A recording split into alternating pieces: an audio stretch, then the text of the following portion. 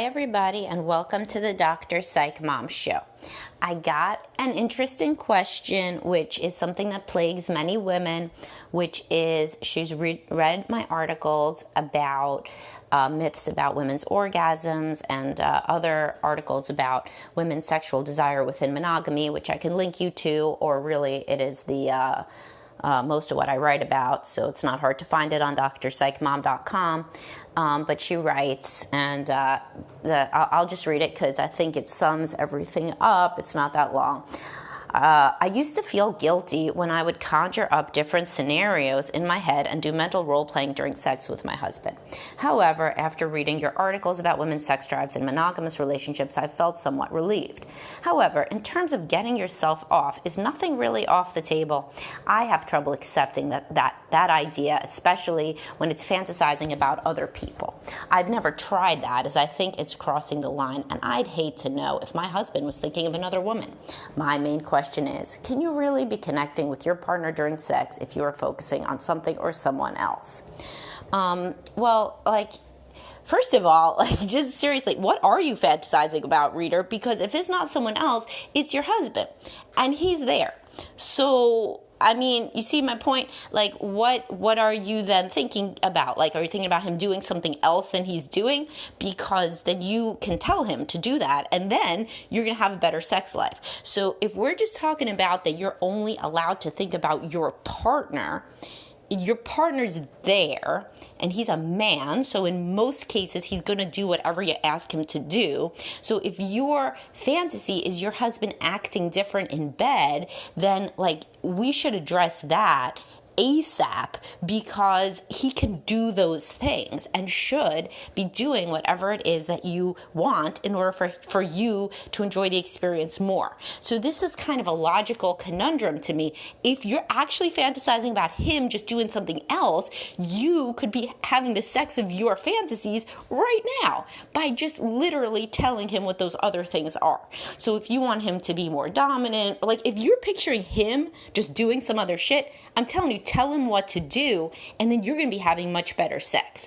So let's just get that out there, because that makes no sense why you would be leaving anything on the table here. You're actually, seems like, picturing this exact man that you're with just doing other stuff, and you deserve to have that happen. So let's just make that, a definite. And after this podcast, after listening to this, you're just going to go and say, hey, I have this fantasy of you doing XYZ.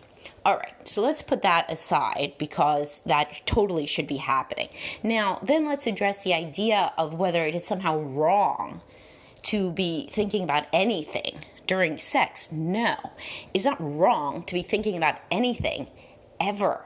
So that's like a magical thinking, OCD, anxiety kind of thing, is that there are certain thoughts that are wrong. And there's actually a form of OCD called scrupulosity OCD, where people get obsessed with what's right and what's wrong. And they put their behavior and even their thoughts into certain buckets. So this is a very slippery slope and ends up with some kind of dystopian mind control shit, right? So people come in with anxiety, and from writing this question, and I'm going to guess you have some symptoms of anxiety. You're a woman, follows my blog. A lot of women have anxiety anyway.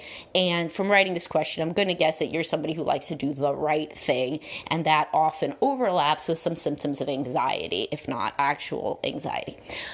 And so when you're an anxious person, so I get people in, right, with postpartum anxiety that think that they're a bad mom, or postpartum depression, or really just new moms who think that they would be a bad mom to think that, maybe they don't love their baby in the way they're supposed to. Right? So I've written a lot about this. People that can't bond with their baby because they have postpartum anxiety or depression, or the baby blues, little form of postpartum that affects, or a lesser form of postpartum that affects 80% of moms. And so if you have the thought oh, maybe it would be nice to have waited another year to have a baby, then these people think that they're a terrible person. You're not a terrible person. What makes a terrible person? I don't know if there is a terrible person, but what makes a bad, even the definition, what makes a badly behaving person is a badly behaving person. Behavior. So you could think about anything you want at any time. Your kid could act like an asshole. You could think, I fucking hate them. Boy, I hate them. And as long as you don't turn around and say that, you're still a good mom. And you know what? You know what you didn't do? You didn't squash down your thoughts so it's going to pop up somewhere else. When you squash and squelch your thoughts, they pop up somewhere else like a game of whack-a-mole, and you end up in a much worse position overall. So let's see how that would work with the sexual fantasies. So let's say you're fantasizing about the UPS guy, because if you work from home, this is the only other man that you see, right? So let's say you're fantasizing about the hot UPS guy, but as soon as you do, then you shut it down. And in fact, you reprimand yourself. No, that's bad. I love my husband. Well, how is your sexual drive, which if you're married, girl, you need all the help you could get, like all of us do, right? You need to use all the tools at your disposal. How is your sex drive going to live and be free and blossom if every time you have a thought that is totally natural? Remember, you've read all my stuff about monogamy. Our bodies are not meant to be monogamous. At the time of ovulation, women, ideally, for the genetic diversity of the species, would go out and screw another guy, right? Every time you ovulated. And then we would have all sorts of diversity in our species. So that's what your body is primed to do. But if you, every time you have a thought about another man, if you squelch it down and tell yourself you're a bad person, eventually the entire spigot of your sexuality is going to be turned off. You're having totally natural, understandable thoughts. And your husband, by the way, when he sees a hot woman, he can't even help but thinking about that woman. It doesn't mean anything. He loves you. And when you go to him, if he's a nice guy, he's gonna say, no, I don't think about anybody but you. Okay, cool. But in reality, if he is a heterosexual man and he sees a hot woman, he notices. His body notices. He doesn't want to cheat on you, just like you don't want to cheat on him. But it's totally normal to feel attracted to somebody else. Frequently, though, if people think that some form of their attraction is bad, they just squelch this thought and it comes up somewhere else. So then you're going to have a dream about the UPS guy if you haven't already. But the point, or honestly, you know what happens to some people? They squelch their sexuality for so long that then they just cheat. And I don't think that this would happen to you, but sometimes it does, because a person is so used to keeping their sexuality in a box that when somebody does or says something that really triggers that opening of that sexuality, they feel so backed up from all those years of squelching that they just respond. So my point is this: you deserve to have your sexuality and all of your sexual thoughts accepted. Any thoughts you have are fine. Thoughts are not bad. They're never bad. And in terms of how can you connect with your husband when you're thinking about somebody else, how can you connect with your husband if you're trying not to think about somebody else is the question. How can you really deeply be present when you're rejecting normal aspects of your thought processes and stopping yourself from getting attracted to a different idea? This doesn't just have to be like the UPS guy. You could be thinking about all sorts of shit. A lot of women think about other women. That's a common one that people don't discuss. Women think about scenarios where they're being forced against their will to have sex. And it's not by their husband, because how can you even make that happen in your head? He's your husband. You're going to picture your husband, being a stranger. This is crazy. You want to know what really is going to make you start to second guess your sanity? When you start to put your husband in all of these different situations. Oh, what if my husband was delivering the UPS packages? You don't have to do that. You can have any sort of thought you want. Your sexuality then will be free to blossom, and you're going to respond better to your husband, who, by the way, he can't control what his brain does. So if he starts to think about some hot other woman, he's not going to tell you, but it's going to happen in his head, and that's totally normal. So as I talked about in my polyamory podcast, a lot of people get off on the idea of other people considering their spouse attractive. But if they are so kind of rigid in what they will and will not allow themselves to think about, they would never even explore this as a fantasy. And sharing fantasies is a major way to be connected. So like, for example, I'll just keep going with the UPS guy because my spidey sense tells me you think it's kind of amusing. So let's say you told your husband, sometimes I just think about what if when I overspend on Amazon, the UPS guy who's here like 15 times a day because of my spending habit, he just opens the door and ravishes me right there. I mean, a lot of guys would not be averse to hearing that fantasy because you know what it means? It means something super hot. It means that you have sexual fantasies, which the majority of husbands truly doubt that their wives have because their own sex life over the years has gotten kind of, shall we say, boring. And so the idea that their wife thinks about anything sexual is a tremendous turn on, right? And so he knows you're not going to do anything with that guy, but it's something that you at least think about sex during the day and have some new idea. Novelty is also super important in keeping the spark alive. Otherwise, you're just doing the same old thing. Also, role play with your husband. What are you guys really doing if you were to role play with your husband? You're not thinking he's your husband. That is the entire point of role play. And if you were to put on some lingerie and a wig or something, he's not thinking it's you. That's the whole point. So there is nothing inherently bad about having a wide variety of fantasies ready at your disposal.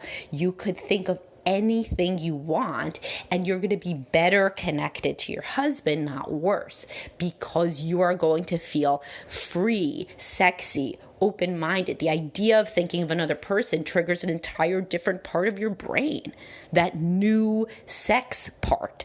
This is why people do things like opening up their marriage. And many more people do things like fantasizing about opening up their marriage, or even less than that, they just get turned on when somebody else is into their spouse. So many women, I think I told you this in some other podcast, but either way, so many of my female clients say, man, I just wish he'd get hit on by somebody. I just wish that some woman would hit on my husband because he would start to seem a lot more sexy and interesting to me. So I mean, that could be your slow rollout. Why don't you just, when you're fantasizing, why don't you picture someone else with him? I mean, maybe that will activate some sort of mate guarding, part of your brain and then make you connect with him better. Listen, my point is this. No matter what else you think about, it's always normal and natural to have a full range of sexual thoughts. It's great that you're even thinking about this at all because it indicates that you want to connect better with your husband and to have a better and more exciting sex life. So you can't really do that if you're just doing the same shit. And if you're like most women, like doing like the various positions, oh, here I am with my husband, and we're having sex in a different position. I mean, it's like not that exciting. And most women have to think about scenarios. As I've said, if all of your scenarios involve your husband wearing different hats, then I really do think you're doing yourself a disservice. And there is a entire vista of possibility beyond that you should never feel guilty or ashamed of, because that is what your brain is doing. It's totally normal, completely normal and healthy, and will have you respond to him better because you're doing so much work now subconsciously. Whenever any little vision of the stalwart UPS man comes into your head, you're thinking, get out, I'm a good wife, I love my husband. How are you going to be responding sexually at your best self when you're self-monitoring in this scrupulous way about whether the morality and the connection and all of these things are there if you happen to let go of the reins of your brain for 1 second? The over control that's needed to stop you from having your brain go to a place that you don't necessarily like is probably stopping you from responding in as sexy and exciting a way as you could if you felt freer. It might also be interesting to talk about this stuff with your husband. I am always a big advocate of people understanding the full range of their own and their partner's sexual fantasies, and or what they did with exes. People that cannot stomach hearing what a spouse did with an ex probably are not having the best sex life of their dreams, because having an excellent sex life usually concords with being open-minded. So everything, if you have like a mantra word for what you think about when you're trying to think, where should my sex life be? If you're doing a sex life vision board here, open-minded is really the way to go. The more stuff that you know that your husband likes, that you know that your husband did, that he knows that you did or you always wanted to do, or anything, that stuff will turn you on and will allow you to see each other in new and interesting lights. Whenever there are hard stops in a sex life, that's bad.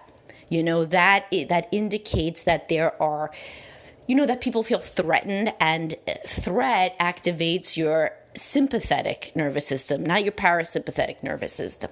We should not have any danger, alert, sorts of thoughts during sex. So if you're self-monitoring in this manner, that activates your sympathetic nervous system such that you're perceiving a threat within your own brain that you are supposed to ferret out, how can you possibly be relaxing and truly feeling and sensing in the ways that you would need to in order to have a really open and full and genuine and authentic sexual experience? In fact, I would argue that the sexual experience you're going to have when you're allowing your brain to go wherever the hell it goes is more authentic and genuine than one when you're policing and making sure that the UPS guy doesn't ever get in there into your brain, because you are going to be totally open. And this is why, drunk sex can be good, right? Because people loosen their inhibitions, and you're amplifying your inhibitions by telling yourself that there are certain ways in which you cannot allow yourself to think. There are no such ways. Like the only bad things are things you do, not things you think about. If you're fantasizing about another man, it's normal. If you call him up, bad. So you can easily tell. If there's any behavior, if anybody would following you around with a video camera would say she's being a bad wife, then you're being a bad wife. But guess what? Nobody can see inside your head.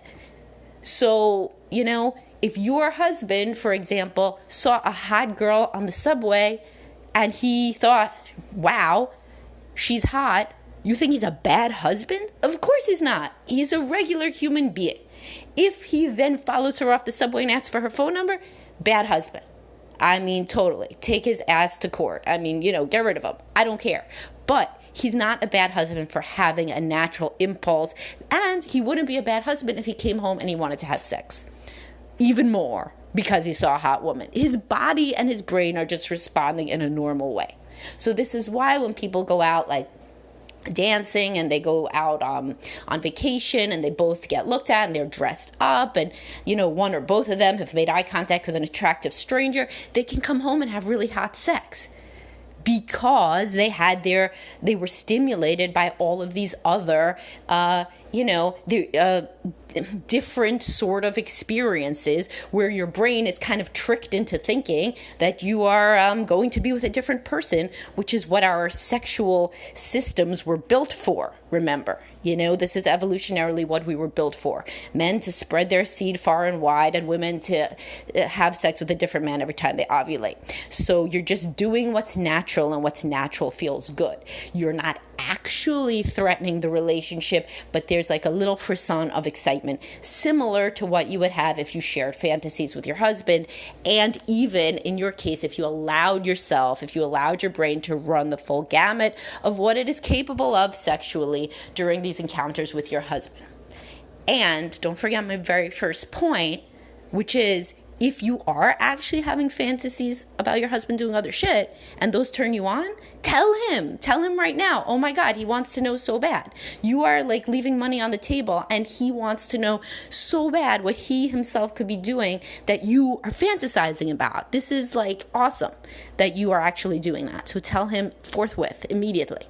All right, so thanks for writing in, and I hope that you enjoyed this. I hope it normalizes some of your thoughts and feelings, and that other people listening feel the same and feel emboldened to let their brain do whatever their brain's naturally going to do, and then understand and be grateful for the fact that that will likely enhance both your sexual experience and your connection to your partner, particularly if you can eventually get to the point where you even talk about these things and thereby are new and in at least some way to one another again.